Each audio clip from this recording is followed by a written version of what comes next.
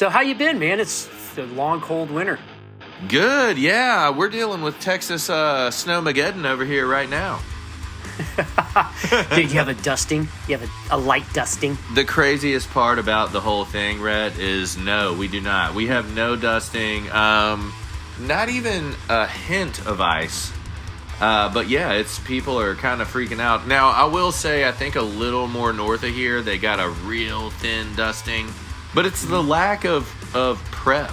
You know what I mean? Yeah, you can't get away with it. You know, I was in Kansas City last week, and which is an epic town for metal shows, by the way. Yeah. And barbecue, and it was like, I think the wind chill was like minus 20.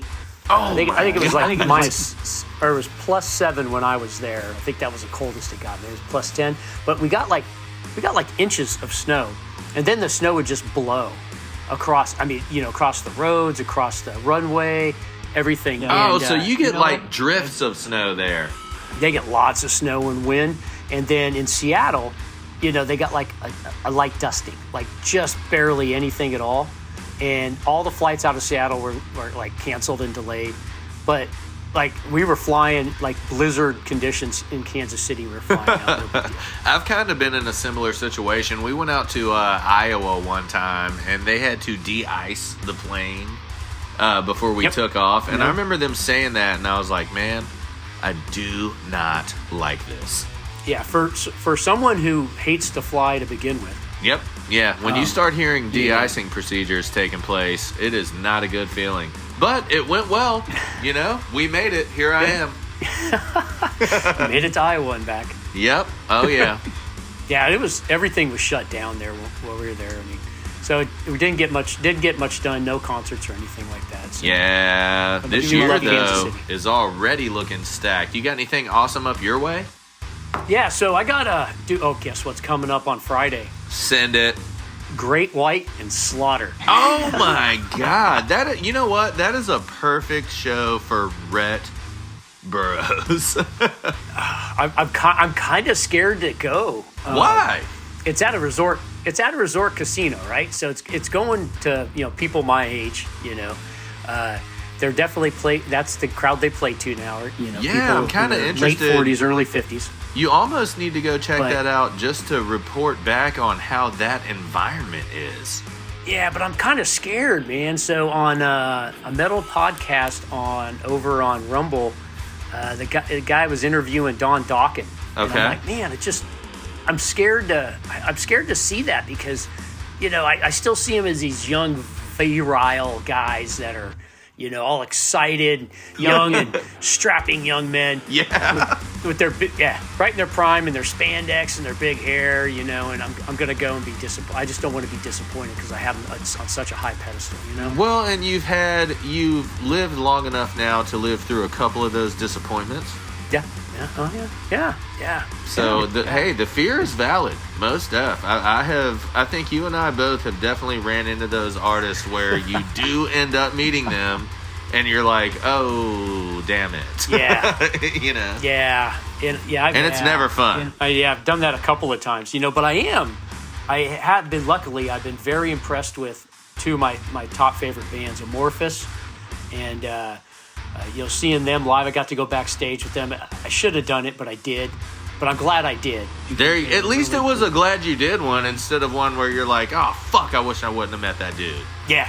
And then also Battle Beast, who's coming up in April, who I'm going to take Nora because she's named after Nordo Luhimo. Oh, yes. Before.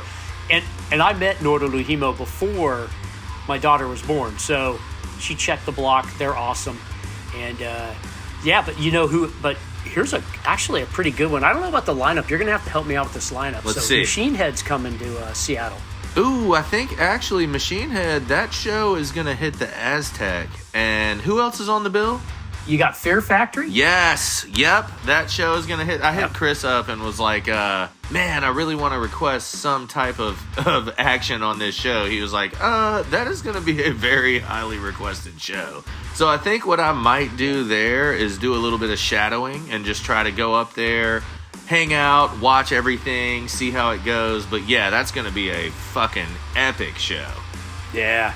Now, Fear Factory, didn't they get a new lead singer? Wrong guy to ask about that. Yeah, okay, cool. Then we'll move on. Well, I know nothing but more hold about on, Fear because Factory. I have a lot of buddies that are really into Fear Factory. Let's Google that one real quick. Did Fear Factory get a new lead singer? Where did you hear that they did? I was one of those rando articles that I, surfing the interwebs. Oh, wow. But Rhett, you are Google accurate on this. On February 21st, 2023, the band finally unveiled that after auditioning over 300 people, Milo Silvestro, or Milo, however, I'm guessing Milo is probably correct, is their new vocalist. So you're right. Okay. Oh, does it say where he came from, what his background is? Does he have any other experience? I'm going to imagine from what I've learned over our first and only year of Recon, that yes, because it's very close knit. But let's see here. Where's old But again, Milo? we're not very accurate. We're not known Correct. for Yeah, accuracy we on literally this have to Google ourselves like every time we make a statement. I'm not seeing anything of note though, as far as like what he did in the past. Yeah. The I got like one of their first albums, and it was just kind of too industrial. Oh, you nailed it, It's, Red. You are nailing it. It's Fear Factory is the industry standard for industrial. I mean, that is their thing, industrial metal. Kind of like, David Parada out there in Dallas, if he's going to watch this episode, is definitely going to laugh when he hears this. But Static X, kind of the same way. Mm-hmm. You know what I mean? It's just this real niche, industrial style metal. There's no other real way to put it. Yeah. It's kind of like they're kind of chasing ministry a bit, which ain't a bad thing. I think it's great. It's a great genre.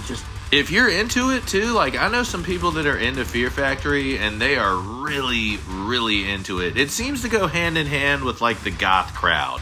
Mm-hmm. Yeah. You know what I mean? Oh yeah. Ooh yeah. Definitely. But you know what other shows got me excited, Rhett? So that I did see that Fear Factory show, but there's a show that is coming to town at the Aztec that has Rhett Burroughs written all over it. It's Amon Amarth. Cannibal Corpse. You saw it? Did you see it? Obituary. It's got Obituary. Yeah. Yeah, it does. I was just wearing my Obituary 2016 tour shirt. Oh, nice. This past weekend when I was in Kansas City too. I thought that was cool. So yeah, I got tickets for that. They're coming to Seattle, and no, I'm sorry, I'm going to go see them in Portland. And, they're playing the stadium. Whatever stadium down there in Portland, I can't remember the name of it. But hold on, wait, so they're playing a Cannibal stadium Corpse. in Portland?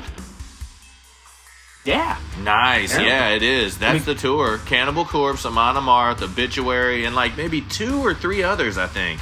Yeah, Frozen Soul. If you haven't checked them out, they got a female on the band, but I can't tell where she plays yet because I haven't looked at their videos. Oh, let me just clear this up right now. So I was running a show in Vibes Underground, and in the rock box, there was Frozen Soul and a bunch of other death metal bands. And I went up to check. So not only did Frozen Soul blow out our subs in the rock box. That was the band. That was the band. Yes, I told you about that. Dude, Frozen Soul is sick, dude. They were cool dudes and really, really good. I popped my head in there a couple times. I've been listening to them quite a bit ever since this came out because I dig their style. I mean, it's kind of sludgy and definitely going. They're definitely playing with their idols.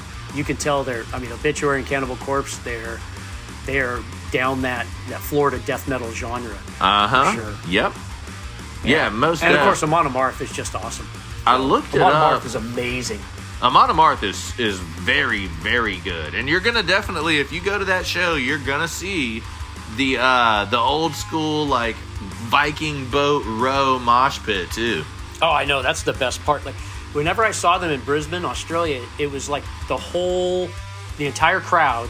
I mean, we're talking an arena-sized crowd. Oh yeah, they literally do not play. It's everyone.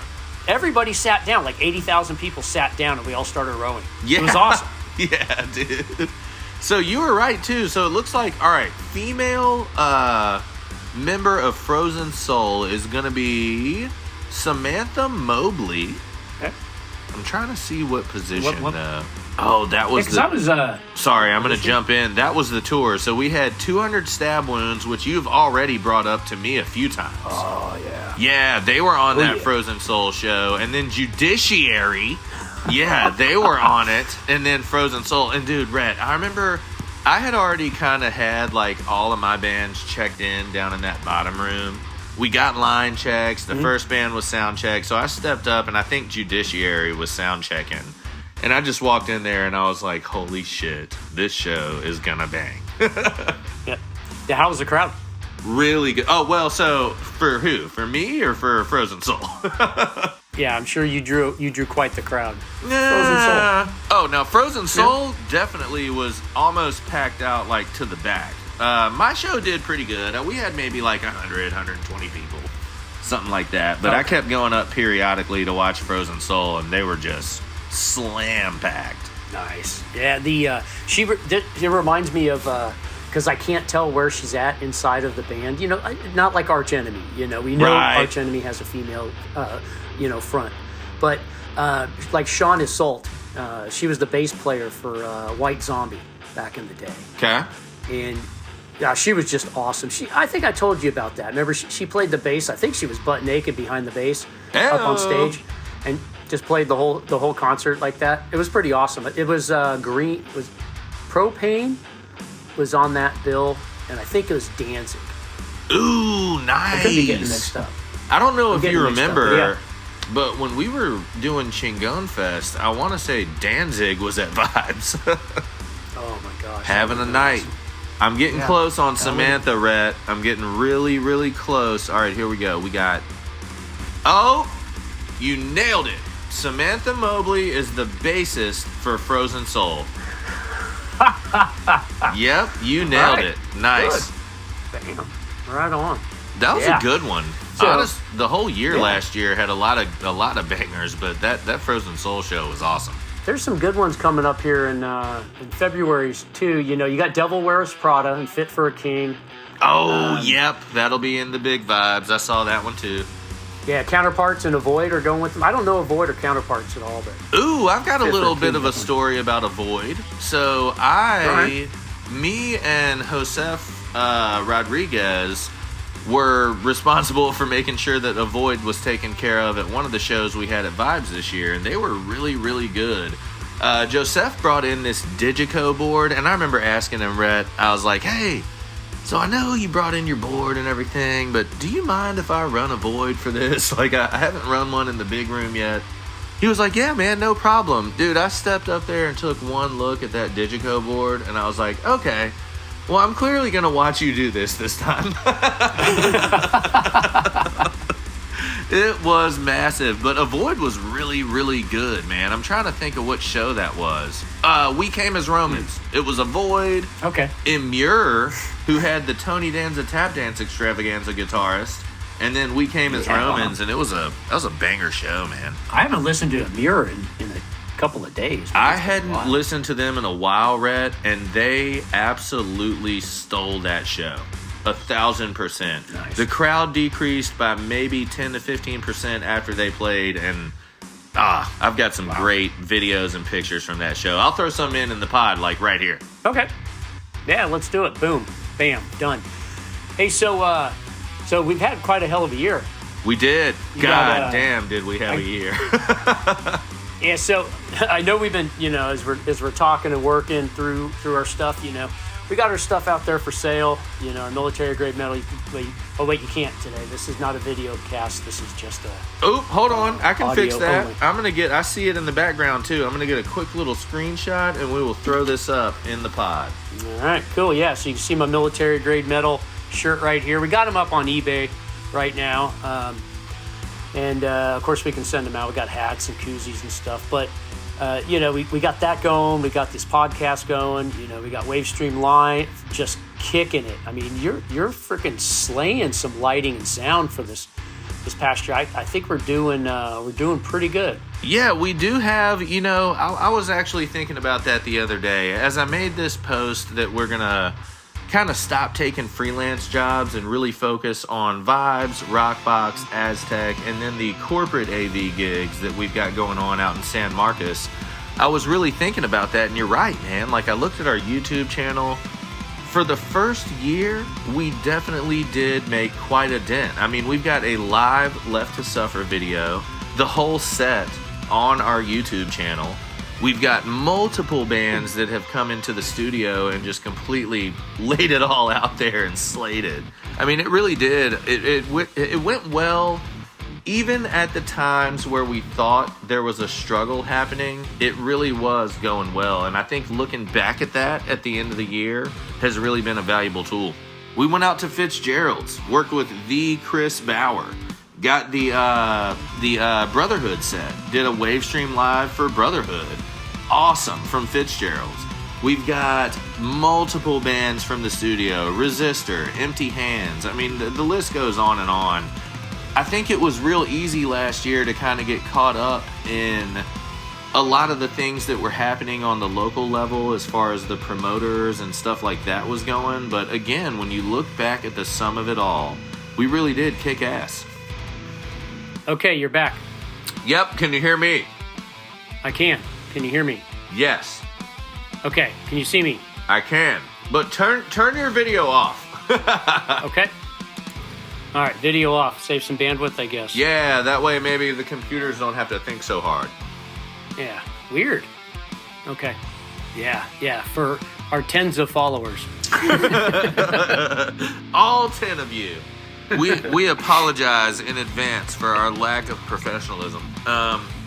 So, I guess, Rhett, it doesn't really matter where we left off. What matters, and you know what? This is a great mantra for how the year went last year. Yeah. We really did make leaps and bounds. I mean, as far as meeting people, networking, beefing up the videos and kind of showcasing our capability a little bit, we made a bunch of leaps and bounds, but maybe it is the best way forward to just kind of wipe the slate clean and keep doing what we love to do.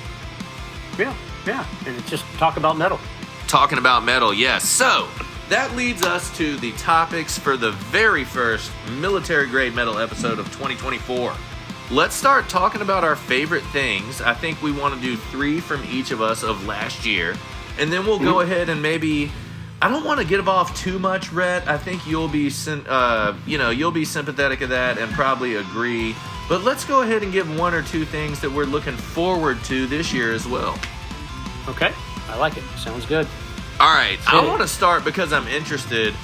We'll go back and forth. We'll do one thing that you liked from last year, and then we'll go to me, and then we'll go through until we've all done 3. Okay. Yeah, so I think one of the most epic things is, they call it Rhett luck, where I just kind of stumble upon things. And, and find my way, I don't know how I get there, but I end up there. And now you're getting those midnight texts and videos of me crowd surfing. But stumbling onto a not festival. I knew it. In Brisbane, Australia. I mean, how serendipitous is it that the first time that Slipknot and Parkway Drive have been in Brisbane or in Australia in over like 10 years? Yeah. Is the day that I actually land there. The first time I've been to Australia, never been to Brisbane before in my life, but it's my second time ever going to Australia. Last time I was there was like in 2002.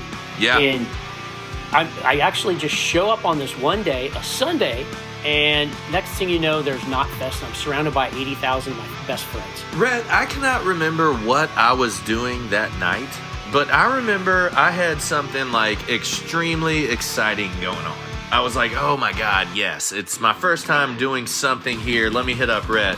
So I hit you up and you're like, oh yeah, that's super cool. By the way, I landed in Australia and started drinking at this bar. Little did I know it was behind the whole theatrical setup of Knotfest. Oh man, I talk about highs and lows. So I'm going to walkabout because I get there so early, like 7 o'clock in the morning, and they wouldn't let me check into my hotel room. So I just I'm going to go walkabout. So I just took a left and just started walking, and I went up to the I guess it's like the cricket grounds or something like that. It's an old school, like parade field cricket area. Yeah. And everybody was wearing black. Faces were painted. Oh, like, you already know you're in your element at that point. Yeah. I don't know if it's going to be Slipknot or Insane Clown Posse or what, but it's going to be something fun. Yep. And and of course I travel in metal shirts, so of course I'm wearing metal clothes. So I fit right. I didn't even have to change clothes. See, this is the thing this is like being a metal scout, right? Metal dads be like are always ready for the unknown. Oh, you never know. You must always be ready. Yeah, you never know when you're going to be traveling, and you're going to be wearing the shirt of the band who you bump into, like Testament or something like that, or Obituary, in the airport. Or just a fellow metalhead somewhere where it's just like, oh my god, I love that band. Oh and yeah, you're wearing far some more really common. obscure band. That scenario is far more common and honestly equally as epic. Yeah, and it's what is responsible to keep you going, right? And so the fact that I didn't even have to, change clothes, I just like, oh yeah, cool. But then I had my low. I walked all the way around that thing, and there's nothing but lines all the way around this thing, and it was about a mile walk around this whole thing. Oh, I'm sure if you walk the perimeter, I'm sure it was massive. Yeah, it was unbelievable, right? And I couldn't find a single scalper. Because apparently they follow rules there. I don't know. Oh yeah. But I was kind of bummed. I couldn't get any tickets anywhere. Yeah. So then I go and like, you know what? The hell, the best I can do is I'm going to go to this wing place. It's some kind of like German beer and chicken wing place. Is this the place you were telling me was like directly behind the main stage? Yep, right behind the main stage. Yeah. And so I starting to fill up. People are starting to drink, which is kind of cool. And then I go outside and it's kind of raining. And then, so I get under the eaves, and I think I took these guys' table, and I'm like, oh shit, sorry, I'll give you a table back. They're like, no man, you can drink with us. And I think they just were fancied by my American accent. Oh yeah. And then I'd say after I bought us all a round of beer, and then they offered me up their mate's tickets. He said he's not coming now. You want it? I'm like, oh god, hell yeah. So Mark is not going to believe this. Oh, yeah.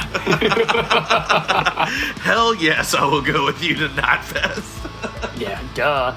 And then, by the time we got through security, it was, we'd already lost our way. Never saw those dudes again. And, that is awesome. Yeah. That was literally a metal brother help me out. Mm-hmm. Yeah, a metal brother in need. Yep. Yeah, it was awesome. I was really happy that I got to go in there, and I need to go. I need to go to another Slipknot concert because the beginning of their show, epic, right? I didn't know any of their songs. None of their songs. What? Yeah. So I never listened to Slipknot. Okay. Ever until this, and so Slipknot was just cool, whatever. So they start and they got those big giant drums. Yeah. They're banging those drums. The crowd's going freaking nuts. I just got done with who was it? Megadeth, and then it was Parkway Drive. Yeah, I just kind of scooted over from the Parkway Drive concert. I'm drenched with sweat. I'm trying to make it over to the Slipknot side. Yeah, the two big stages, and holy crap, man! Just to watch those guys like scale the girders, those steel girders, like they're snakes and lizards. They're climbing, they're freaking rotating. I remember when I saw them, I think it was 2008 at Virginia Beach, and Joey Jordison was literally like spinning upside down on the drums, and it lit up in this giant pentagram or some shit. It was mind blowing. Unbelievable how they could do that. Oh yeah, well, and that's true. God damn it, if that's not some true Rett fashion right there. Rett, I was going to start with a kind of a lower rated first of three, but after that, I got to follow it up with something fucking crazy. Yeah. You know what I mean? So here, I'm going to start with this one. By far, oh shit, I got two that are really tied for first. But because it's you, I'm going to start with this one. So, throughout the trials and tribulations of last year and finding myself working in the craziest of places, I mean just the craziest of places, one of my most fond memories from Vibes Event Center, the big room, where we went to see August Burns Red and D Ware's P. Remember that? Oh, yeah. Yeah. That was very memorable. So no shit, there I was, the front of house guy for the big room in the middle. And I get there about 9 a.m. and I was really stoked about this show because Darkest Hour was coming. You know what? If you don't mind, I'm just going to give you my first two. Because I wanted to hit on my first one, but then you hit me with some Slipknot Knotfest bullshit, just totally taking over all the gusto here. So I got out of my car about 9 o'clock. I was already really stoked about this show because Darkest Hour was on it. We played with them back in the day. And my boss at Aztec is their front of house guy. So I was just really, really stoked on the show. Well, I get out with a giant coffee, maybe 9 a.m., an hour earlier than anyone else is really going to ever be there.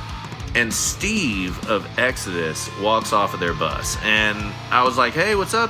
What's up, dude? He was like, oh, hey, what's up, man?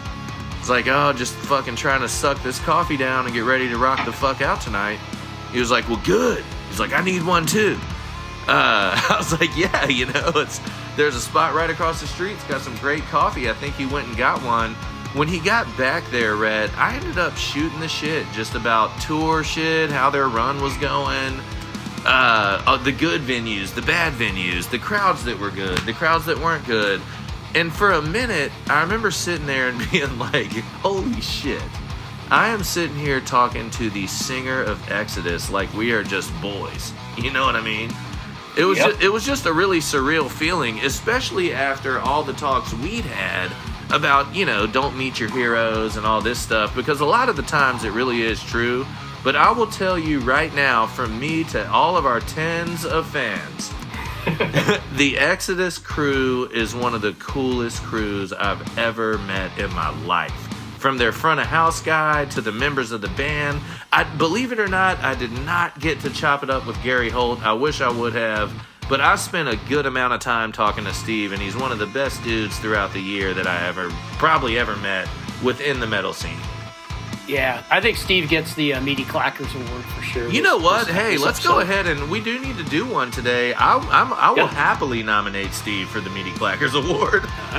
Yeah, Meaty Clackers, throw in some short clips of him just wailing on it. Absolutely. Oh, absolutely. I've got a couple of really good clips. Matter of fact, I think I'm going to throw the waltz in. They played it very last, and that'll be what we show.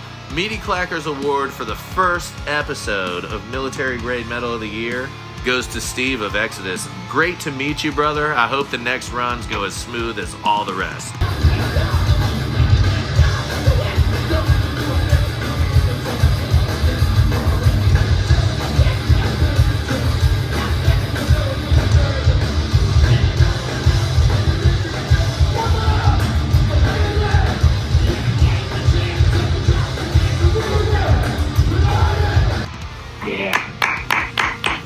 Ooh, I like that clap noise. Let's get nice.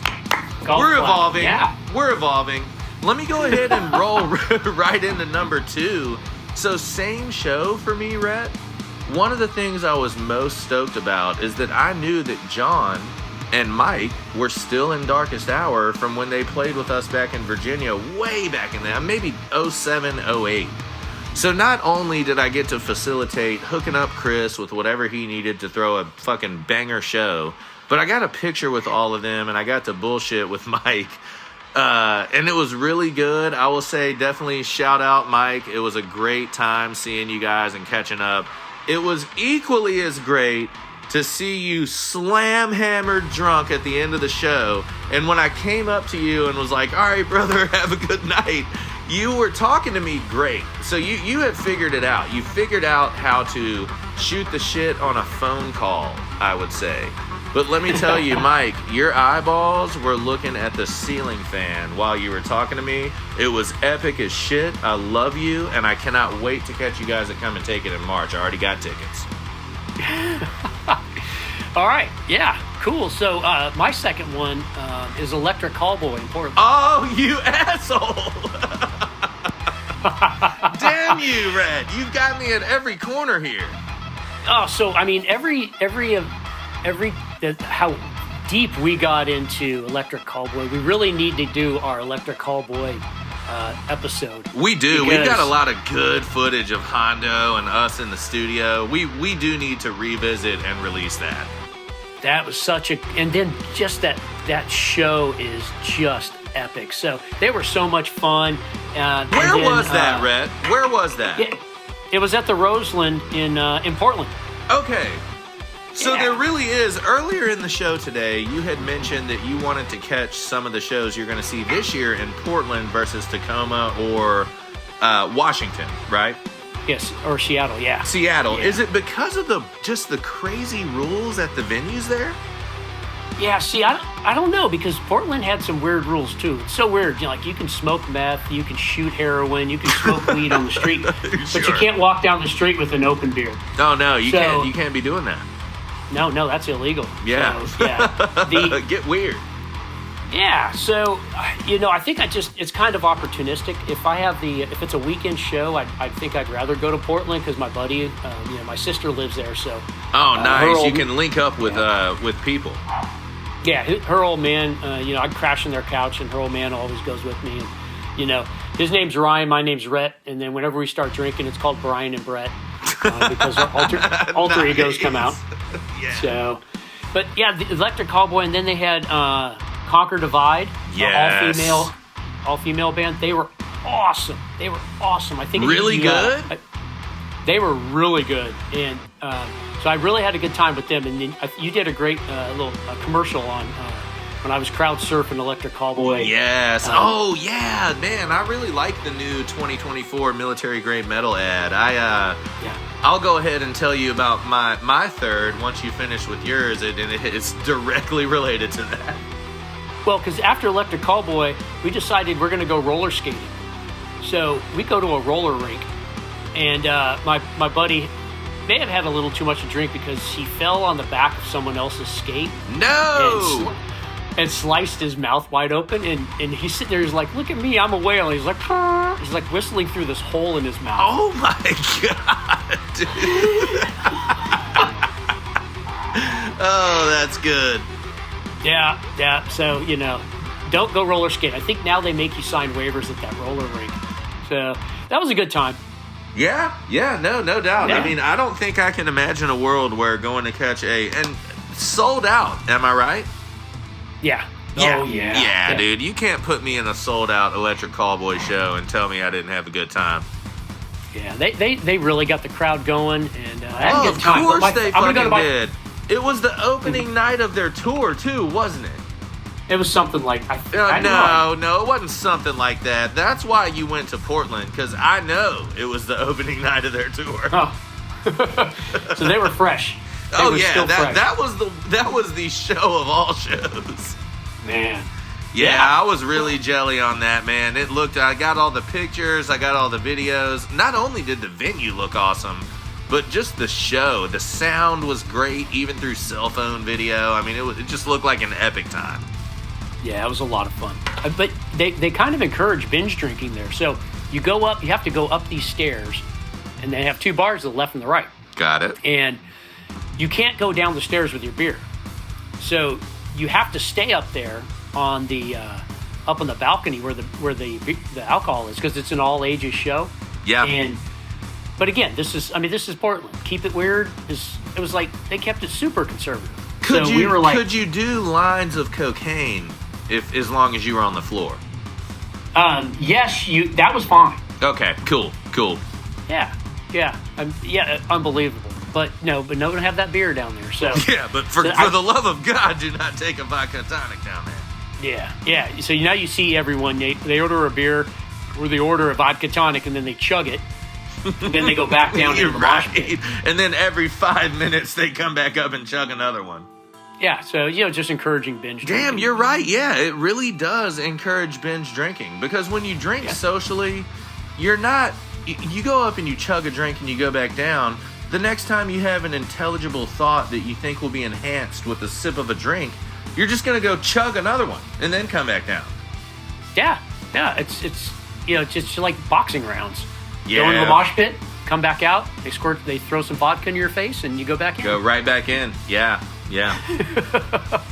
I'm envious of that. I mean, it sounds like a great night. Even though it sounds kind of weird, I know the venues run weird. I am still very, very jelly of that Electric Callboy show. The pictures and videos just look so epic, man. Yeah, I got you a shirt, and I thought Justina sent it to you, and come to find out it's sitting up there on the table. That's all right. So, we'll get it all fixed when we spin up the real merch store this year. I think we got caught in the whirlwind last year a little bit, I think, and it took us a little longer to get around to it, but we will be hitting that up this year. Yeah, being busy is a good thing. It's a good problem to have. It is a good thing. So let me bring you around. Was that your third or your second thing, Rhett? That was my second, and I think my third might be your third as well. You know what? Hit me with your third. So, because of the emotion and the you and I coming together and creating this empire that we have. Yep.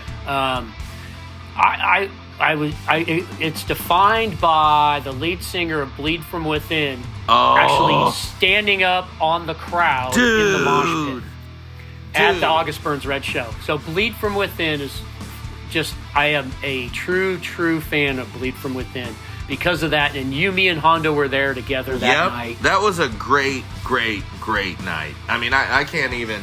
You're right. That was one of the most epic moments of it, too. I still talk with all the Vibes guys about that night to this day. I mean, that was the most packed I've ever seen that room, first of all. And it was just absolutely epic. Bleed From Within, because of that show, I follow their guitarist now, and he just released a video of one of the most epic riffs I've ever heard in my life. I love those dudes. Nice. Oh, yeah. Yeah, you might have to try to squeeze that in here if you can. We can. Cool. We'll definitely squeeze that in. And you know what? I gotta say, if you don't mind, Red, I've actually got a two-parter for my third favorites of the year. Yeah, hit it. The first one I'm going to start with the least epic one first. And that does not mean that this show in any way was inferior to any other show. As a matter of fact, probably superior, but I think the circumstances of my third one make it a little more epic. But let's go 2.5 most epic moments of last year. So, as most of the people that give a damn about this show are going to know, I started at the Aztec Theater this last year, and knowing how military-grade metal came about and what really led me and Rhett to just falling in love with this, we went to the Aztec and we saw Trivium, Between the Buried and Me, Chemist, who was surprisingly good, and my favorites, Whitechapel. Right. This is my first time flying in. First time. Not only that, but it was the first time me and you saw each other in forever. Yeah, it's been a while. I mean, it was a reuniting of souls. You know what I mean?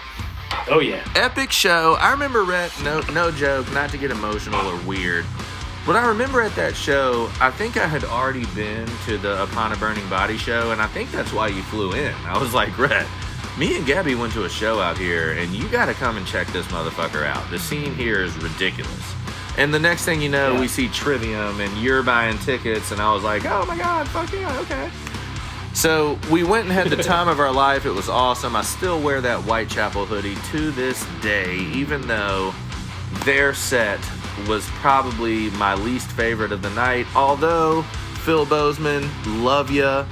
Love your music. I just wish to fucking God you had played Saws the Law. That's it. Yep. That's my only gripe. I think it's funny. Every time I see them, they play Saws the Law, and then I video it and send it to you. Yeah, every time you see them. Yeah. I know. That's exactly why I was so mad. You could probably have looked at my face that whole night and just seen like this little midway frown. You know what I mean? But Rhett, here's the thing. Leading into 2.5, I remember, for me, at least through all one of the cool things about Aztec is they got those 3 levels of floor. So we literally could stand on the handrail, fall backwards, and just surf our way to the front, and then circle around, do it all over again. Yeah, epic. Absolutely. I remember on one of those surfs, I caught a glimpse of the front of house mixing board. And I was like, oh my God, how awesome must it be to sit or stand at that board and control the show, right? Yep. So, full circle moment for me. This past year, I ended up working a show with Chris Bauer to do the Brotherhood wave stream, and come to find out, he's the A1 at Aztec. We hit it off, and I ended up getting a crazy opportunity to go and do front of house and monitors over at Aztec. My 2.5 moment of last year is Chris put me on front of house for Little Darky. Now, Little Darky is a rapper. He came out with an intro guy called MK Ultra, and then another guy called Gizmo.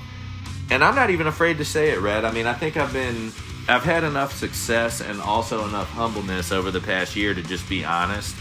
That Little Darky show was the worst show I've ever had. It was also the best show I've ever had. And if I can... why's that? So, exactly. I'll elaborate. So, sound check got pretty real. We ended up overcoming a lot of obstacles on sound check. Most of them were communication related. Some of them were knowledge related, just due to the sheer massiveness of that Midas Pro X board, right? I mean, I think me and the monitor chick, Alex, who is great. Shout out, Alex. Can't wait to work more shows with you. But I think we just could have communicated a lot better, and because of that, the production manager ended up coming out, having his words to say. You know how I deal with negative words to say. Once they came my way, Rhett, I buckled down, got right to business, and we ended up having the best show that I've ever run. The production manager came out and was entertaining all of my questions, helped me through some of the stuff that I was struggling with on the board. And I went on Instagram the day after and was looking at people's posts from that show, and it really helped me out because it was just epic. I mean, it was a metal rap show, almost Insane Clown Posse-esque. But, nice. I mean, dude, it was packed the fuck out, and it was one of my favorite moments of the year. It's gonna end up being one of those moments that I look back on as a first, as I work through other shows at Aztec and different things to come up there as I learn more on the audio engineering side. But I have got to throw that out there at least as 2.5, because Rhett, the whole night I was standing there just thinking about me and you down on that second and third level, having the time of our lives and not even realizing what it was going to lead to. Mm-hmm. Yeah, that's awesome. You know what I mean? It's been a great year, man. I'm telling you, we've had our ups, we've had our downs, we've had quite the success in 1 year, and I know we got another year ahead of us that's going to be, I think it's going to be even better.